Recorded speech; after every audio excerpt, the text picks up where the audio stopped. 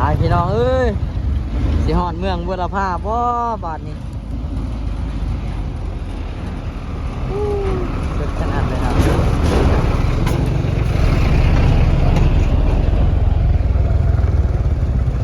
เบิ่งในอีหลานยิ้มแน่โอ้งามเนาะวันนี้เนาะได้ซื้อตังหูแล้วงามอีหลีโอ้สงกรานต์นี่ยังบ่ทันได้มีครูไปนำบ่นี่ยังมีได้โซ่ยังว่างเนาะว่างเนาะโอ้มาโรเดอร์ผู้บ่าวเด้อมาปาแป้งเราในเด้อปีใหม่เด้อเรายังว่างบ่มีคนปาแป้งเถื่อปลาแกมเอาปาแก้มก็ได้ป่ะแพงแป้งของแก้มเอาเลยแต่ว่าโอ้ยเนาะสาวผู้ไทยเมืองบัวลำพาปากหวานเด้อพี่น้องเด้อเบิดจนอยู่นี่แหละปากหวานแท้ๆเนาะคนข้ามครัวสะพานไม้ไผ่เนาะ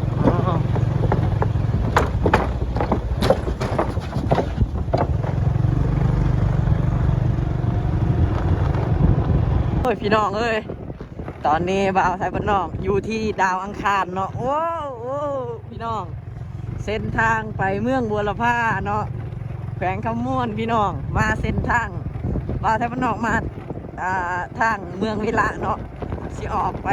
เมืองบัวลำพาเนาะแขวงคำม่วนเบื้องบนทางพี่น้องดาวอังคารโอ้ไปสิหอดเนื้อหอดชาติกระเจ้าบ่นี่หอดบ้านเขาบ่นี่พี่น้องเอ้ยตายพี่น้องคุ้มกับเลิกนี่เนาะสุดขนาดเลยที่เท่า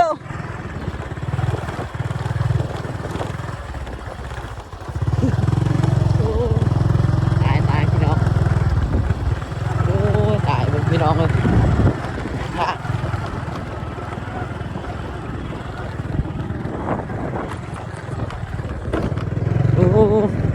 ไข่แตกกันแล้วนี่พี่น้องตายเนาะทีมงานไปนำกันพี่น้องขี่คันรถเนาะเบิ่งถนนหนทางพี่น้องที่ฝุ่นเนาะ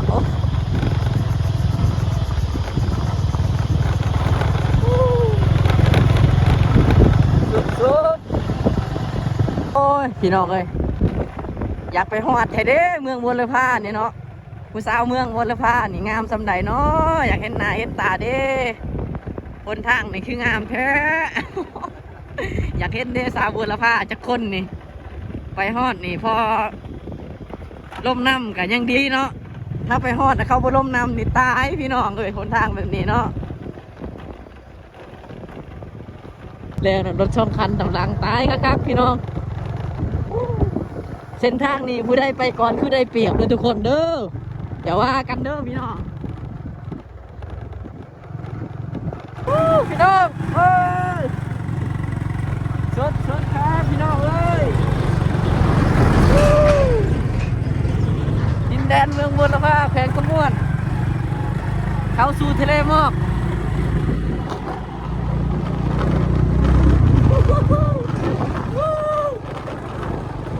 คนทางไหนสิบอกให้เด้อบอดี้มีแต่ขี้ฝุ่นอย่างเดียวเด้อพี่น้องมีคุ้มน้ำโอ้ตายแล้วครับชายเล็กวางก็ไปอีกโอ้นี่นะครับ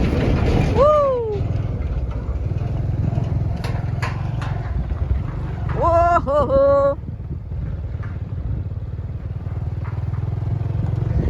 ตายเ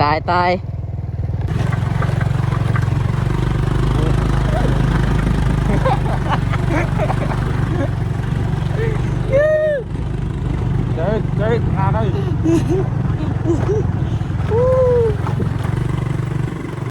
พี่น้องขอพักผ่อนแป๊บหนึ่งเนาะแต่ละคน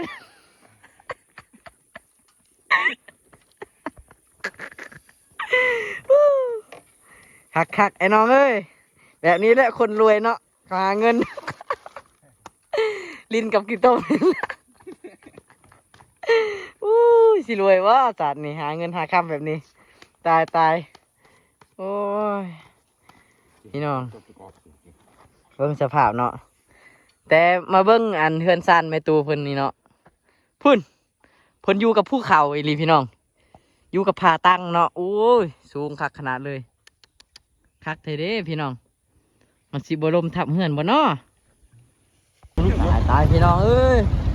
สิฮอดเมืองบุรพาบ่บาดนี้สุดขนาดเลยครับ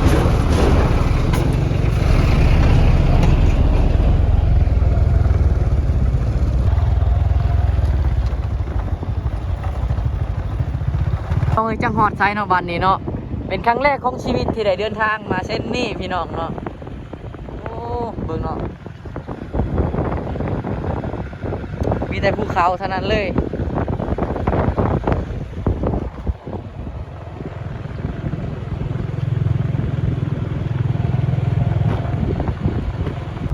หมู่บ้านเพิ่นงามหลายพี่น้องเลยเนาะหมู่บ้านธรรมชาติดีๆเนาะ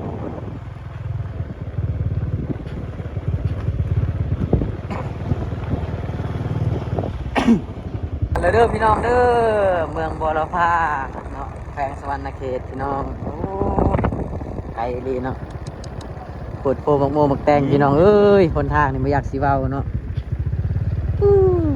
มาฮอนนี่ก็ประมาณ5 โมงแรงแล้วเด้อพี่น้องเด้อน่าจะเป็นตัวเมืองบัวลำพาเลยเนาะตัวนี้เนาะโอ้เจ้าเดี๋ยวสิมาฮอดพี่น้องเลี้ยวขวา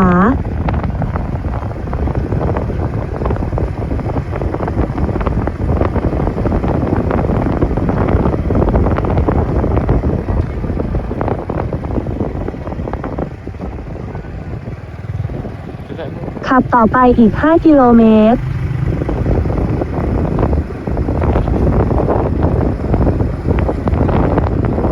เดี๋ยวพี่น้องอันนี้คือ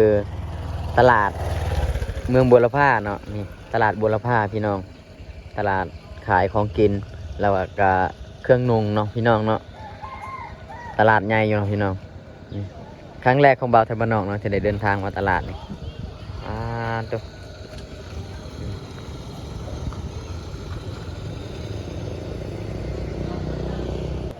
อันนี้น่าจะเป็นตลาดสดเนาะพี่น้องเนาะนี่ทางพูนเพิ่นกะมีซีนงัวซีนควายเนาะเพิ่นขายพี่น้องทางพูนเนาะ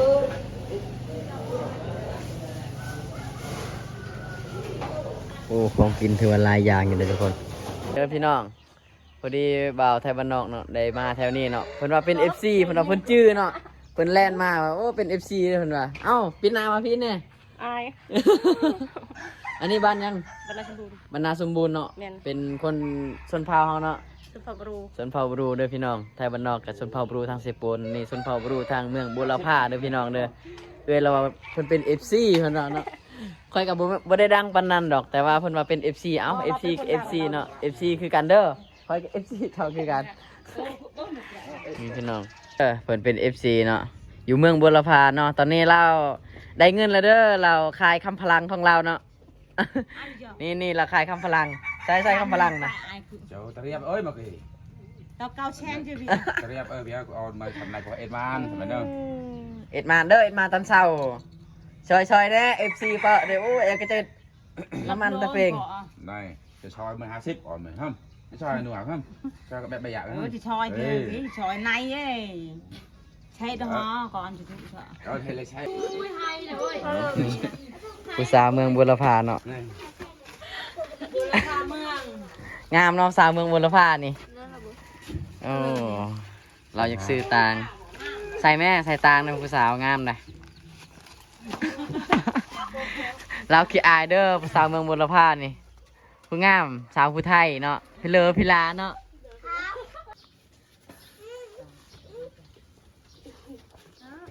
เราซื้อตางหูเนาะงามเพิงไงลีสาวเมืองบุรพานี่โอ้ยสาวผู้ไทยเนาะแต่ว่าเขาดองแพงเนาะกระดองแพงจากล้านก็ โอ้50ขึ้นไปได้ 50ขึ้นไป แม่ลงไม่ได้แล้วลง โอ้ลงมาได้โอ้60ขึ้นก็มาได้เนาะมีแต่50 60ก็บ่เอาเห็นว่าเอาแต่50เด้อผู้ใดมักเราเฝ้ามาเด้อหาผู้สาวมาเป็นเคยเมืองบุรพาเด้อสาวผู้ไทยเด้อพี่น้องผู้งามจักปีละเจ้านะอีหลาจักปีละเจ้านะ16อ๋อยังเข้าโรงเรียนอยู่เนาะ 16 ปีเนาะโอ้ ตอนรถจะขับ นี่ผู้สาวซื้อจังใดล่ะเจ้านะ รัก ซื้อรัดเนาะโอ้สาวรัศมี พวกกล่อง สำนีได้ผู้บ่าวแล้วว่าสำนี ยังมูผู้บ่าว ยังบ่มีผู้บ่าวมาล้มเธอเนาะโอ้ยังเข้าโรงเรียนยังเข้าโรงเรียนเนาะ เอาละ ออกแล้วเอ้าคือเปล่าออกจะเอาสิเอาผัวเลยสินี่ แนวมัน เอามา โอ้ได้มันมีได้โผล่ด้วยครับ โอ้แล้วว่าอองเฮ็ดสิเอาผัวแต่ว่าบ่มีเนาะโอ้ยผู้บ่าว ก็โรงเรียนจะได้โผล่บ่มีคนเอา แสดงว่าผู้บ่าวแถวนี้น่ะตาบอดคักเนาะผู้สาวงามๆบ่มาเอาบัดนี้ เจ้าเอาเจ้าไม่มีตากัน ฉันคอยสิเหาะเมืองมาเด้อฉัน เนี่ยมาเบิ่งหน่อยอันนี้เนี่ยเลย เบิ่งในอีหลานยิ้มแน่โอ้งามเนาะวันนี้เนาะได้ซื้อตังหูแล้วงามอีหลี นั่นน่ะเบิ้ง โอ้สงกรานต์นี่ยังบ่ทันได้มีครูไปนำบ่นี่ ยังมีได้โซ่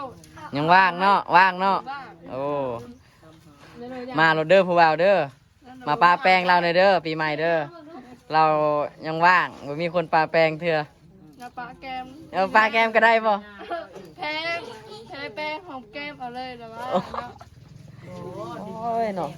สาวผู้ไทยเมืองบัวละพาปากหวานเด้อพี่น้องเด้อ เบิดจนอยู่นี่แหละ ปากหวานแท้ๆเนาะ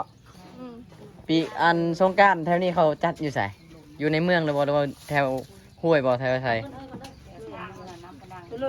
อ๋อเปล่ามาเด้อก่อนที่เราสิมีครูไปนะ มีคูปะได้ อ๋อพาเอาน้องเนาะก็เลยมาบ่ลงน้ มีเป็นน้องเลยลูกนะ ำไอ้ลูกเลยอ้าวแล้วพ่อมันไปใช้บัดนี่ โอ้ยนะ พ่อบ่มีแต่ลูกโอ้ยเงึดคือกันเด้เนาะบัดนี้ ลูกมาก่อนพ่อ ลูกมาก่อนพ่อ โอ้ยมีเอาในจางนะ งามเลยเนาะเราใส่ตาง งาพี่เธอเดี๋ยวนี้อ้าว อันนี้หมู่บ้านปากล้วยใต้เด้อพี่น้องเด้อเมืองบัวละพาแขวงสวรรณเขตพี่น้องโอ้หมู่บ้านน่าอยู่แท้พี่น้องเอ้ยติดภูเขาเนาะธรรมชาติงามแห้งพี่น้องหมู่บ้านนี้